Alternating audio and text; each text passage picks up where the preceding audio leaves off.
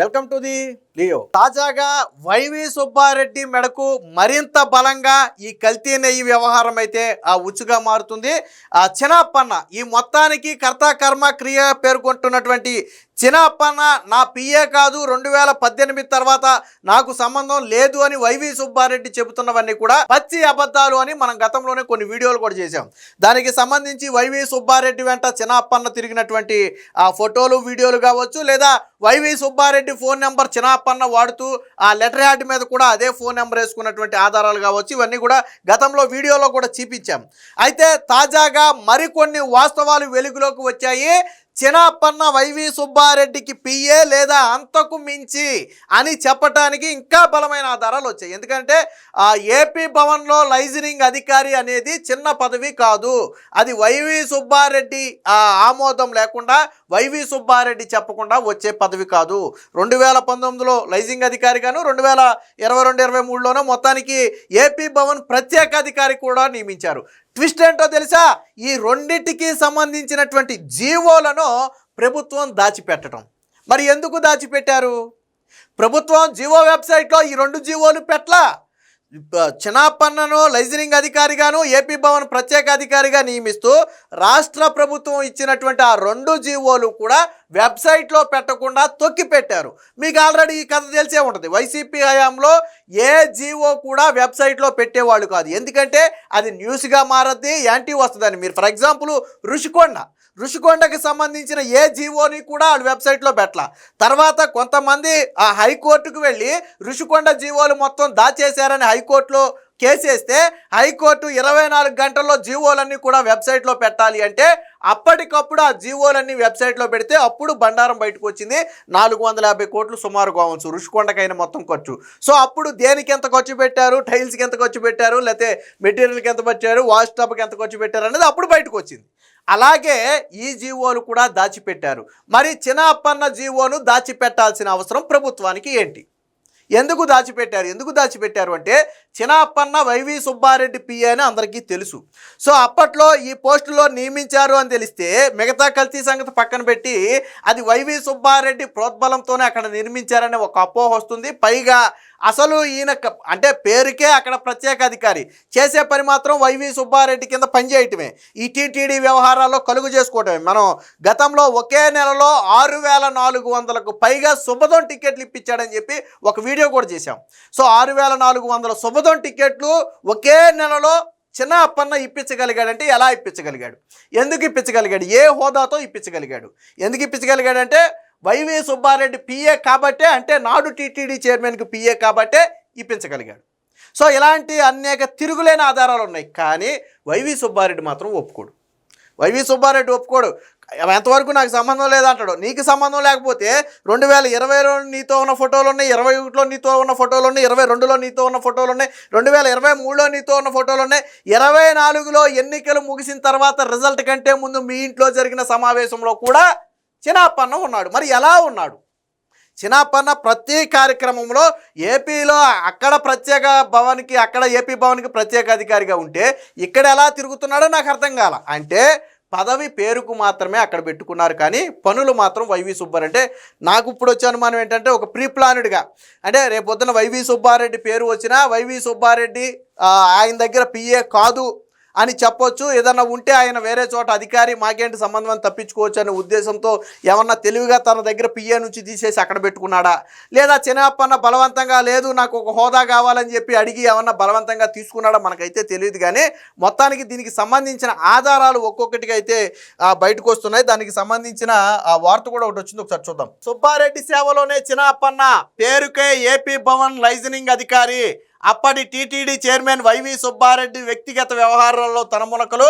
2022లో AP భవన్లో ప్రత్యేక అధికారిగా, అంటే 2019లో లైజనింగ్ అధికారి, 3 ఏళ్ల తర్వాత ప్రత్యేక అధికారి. ఇది కీలకమైనటువంటి పోస్ట్. ఇది సుబ్బారెడ్డి ఆదేశాలు లేకుండా ఆ కీలక స్థానాలు సాధ్యమేనా? ఆ ఉత్తర్వులను జీవో ఐఆర్లో పెట్టకుండా దాచిన వైకాపా ప్రభుత్వం. సో ఇక్కడ కుట్ర బయటపడింది. ఏ దురుద్దేశం లేకపోతే మీరు జెన్యూన్గానే ఒక వ్యక్తిని అక్కడ నియమించుంటే, ఇందులో ఏ కుట్ర కోణం లేకపోతే మీరు ఎందుకు ఈ రెండు జీవోలు ఏంటంటే ఇప్పటికే 2019 అక్టోబర్ 10న జారీ చేసిన లైజనింగ్ అధికారి పోస్ట్ ఇస్తూ జారీ చేసిన జీవో. ఇదేమో 2022 అక్టోబర్ 7న ఏపీ భవన్ ప్రత్యేక అధికారిగా నియమిస్తూ ప్రభుత్వం జారీ చేసిన జీవో. ఈ రెండు జీవోలు కూడా జీవో వెబ్సైట్లో లేవు. ఎందుకు లేవనేది వైసీపీ సమాధానం చెప్పాలి. సరే, ఈ వైసీపీ రెండే కాదు, అనేక జీవోలు దాచింది. అప్పట్లో కోర్టులకు వెళ్ళారు. నేను చెప్పే కదా ఇందాక ఒక ఎగ్జాంపుల్, రుషికొండ జీవోలు బయటికి రాకపోతే అసలు దాని కాస్ట్ ఎంతో తెలియకపోతే కోర్టుకు వెళ్తే హైకోర్టు చెప్పింది, మీరు ఎందుకు జీవోలు దాస్తున్నారు, ప్రభుత్వం ఏమన్నా చేయకూడని పనులు చేస్తుందా, ప్రజలు చేయకూడదు అనుకునే పనులు ప్రభుత్వం ఏమైనా చేస్తుందా అని అప్పుడు ప్రభుత్వ తరపు న్యాయవాదిని కూడా అడిగింది. అప్పుడు అబ్బాయి అలాంటిది ఏమీ లేదని చెప్తే మీరు మరి ఎందుకు పెట్టట్లేదు, 24 గంటల్లో జీవోలన్నీ కూడా వెబ్సైట్లో అప్లోడ్ చేయాలి అంటే 100% జీవోలు పెట్టలేదు, కానీ కొన్ని జీవోలు పెట్టారు. అప్పుడు కీలక అంశం రుషికొండ కాబట్టి సచ్చినట్టు దాని జీవోలు పెట్టాల్సి వచ్చింది. అప్పుడే దాని రుషికొండకి ఎంత ఖర్చు అయింది అనేది బయటకు వచ్చింది. సో సుబ్బారెడ్డితో 2019 నుంచి 2023 వరకు టీటీడీ వ్యవహారాల్లో చిన్నప్పన్న జోక్యం. సుబ్బారెడ్డితో సంబంధం లేకపోతే ఏపీ భవన్ అధికారికి టీటీడీలో ఏం పని? నేను ఎందా చెప్పింది అదే. నీకు ఏపీ భవన్లో ఉంటే అక్కడ ఖాళీగా ఊరికినే పోస్ట్ ఇచ్చేసి నీకు జీతం ఇస్తున్నారా? ఎంతో కొంత పని ఉంటుంది కదా. సరే, కొంత కాకపోతే కొంత అయినా ఉంటుంది కదా. మరి అయినా కానీ వైవి సుబ్బారెడ్డి దగ్గరే తిరిగేవాడు, వైవి సుబ్బారెడ్డి కుటుంబ సభ్యులతోనే తిరిగేవాడు. సో ఇది కూడా అదే, వైవి సుబ్బారెడ్డితో చిన్నప్పన్న వెనకమాల ఫోటో చూడొచ్చు. సరే, అలాంటివి చాలా ఉన్నాయి, 1-2 ఫోటోలు కాదు, గతంలో వీడియో కూడా చేసాం, ఒకసారి చూడండి కావాలంటే. వైకాపా హయాంలో తిరుమలకు లక్షల కిలోల కల్తీ నెయ్యి సరఫరా కేసులో కీలక నిందితుడైన చిన్నప్పన్న అప్పటి టీటీడీ చైర్మన్ వైవి సుబ్బారెడ్డికి కేవలం పిఏ మాత్రమే కాదు, అంతకు మించిన నమ్మిన బంటు అని ఇప్పటికే తిరుగులేని ఆధారాలతో తేటతెల్లమైంది. సుబ్బారెడ్డి తరపున ఆయన వ్యవహారాలన్నీ చక్కబెట్టే చిన్నప్పన్నను 2019లో వైసీపీ అధికారం చేపట్టిన కొద్ది నెలల్లోనే తొలుత ఏపీ భవన్ లైజనింగ్ అధికారిగా నియమించారు. అలాగే 3 ఏళ్ల తర్వాత అదే ఏపీ భవన్కు ప్రత్యేక అధికారికి హోదా ఇచ్చారు. నెలకు 75,000 పారితోషికంతో పాటు అదనంగా ప్రోటోకాల్లోని పి కేటగిరీ కింద అలవెన్సులు కూడా కల్పించారు. 2019 అక్టోబర్ నుంచి 2024 జూన్లో కూటమి ప్రభుత్వం అధికారం చేపట్టే వరకు కూడా చిన్నప్పన్న ఆ పోస్టులోనే కొనసాగాడు. సో రహస్యంగా పొడిగింపు జీవో. చిన్నప్పన్నను ఏపీలో స్పెషల్ లైజనింగ్ అధికారిగా నియమిస్తూ 2019 అక్టోబర్ 10న అప్పటి సాధారణ పరిపాలనా శాఖ ముఖ్య కార్యదర్శి ప్రవీణ్ ప్రకాష్ ఉత్తర్వులు ఇచ్చారు.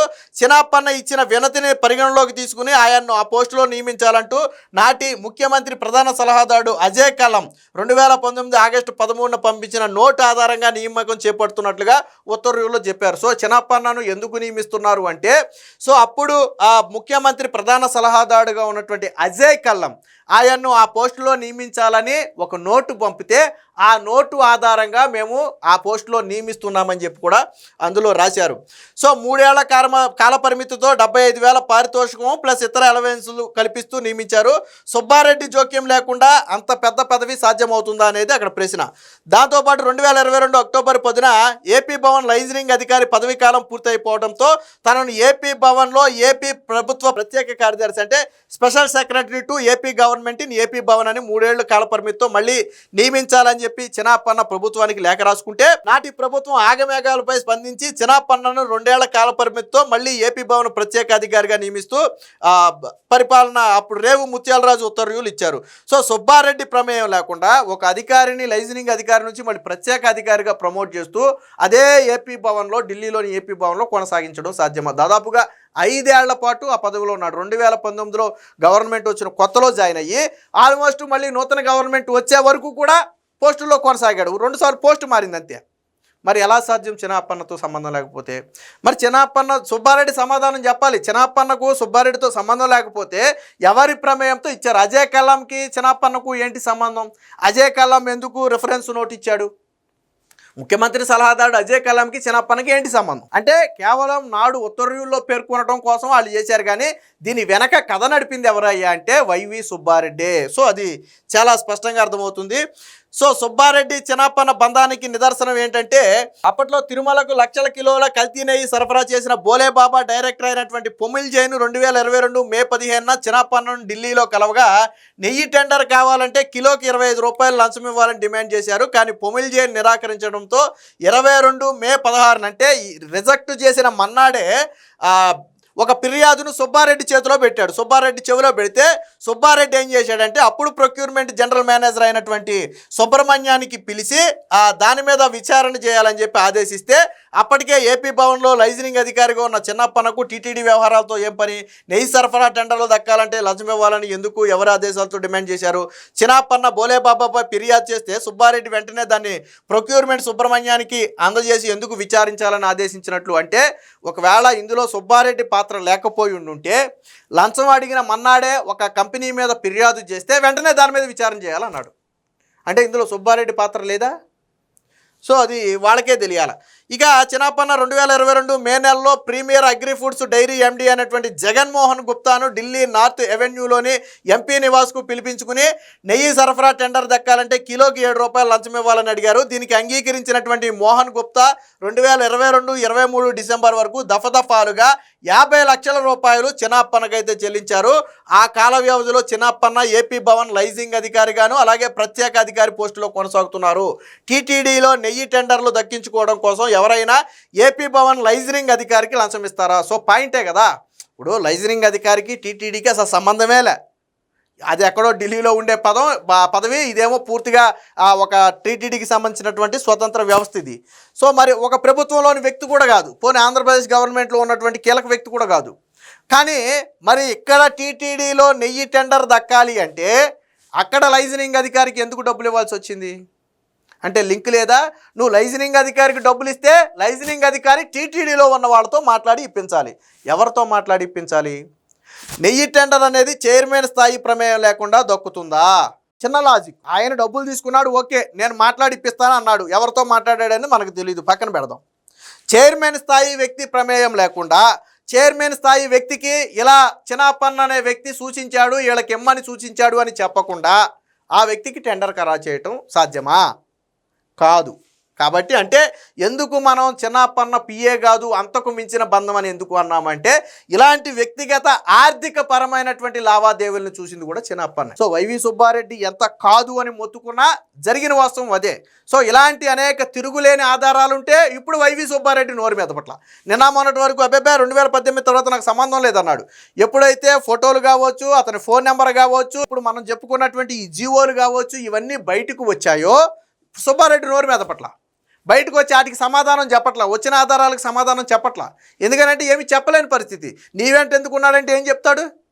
చెప్పలేడు కదా. ఏపీ భవన్లో అధికారి ఎప్పుడన్నా ఒకసారి వచ్చి నిన్ను కలిసిపోయాడనుకో, సరే ఎప్పుడో నీ దగ్గర పనిచేసిన కృతజ్ఞతతో వచ్చి కలిసాడేమోలే అని అనుకోవచ్చు. కానీ నీ వెంటే తిరుగుతుంటే ప్రతి కార్యక్రమంలో. సో అలాగా మొత్తంగా చిన్నప్పన్న వైవి సుబ్బారెడ్డికి పిఏకు మించిన వ్యక్తి, ఆయన వ్యక్తిగత ఆర్థిక పరమైన లావాదేవీలు చూసిన వ్యక్తి కూడా చిన్నప్పన్నే అనటానికి ఇవన్నీ కూడా బలమైన ఆధారాలు. Please subscribe to Leo news for more videos.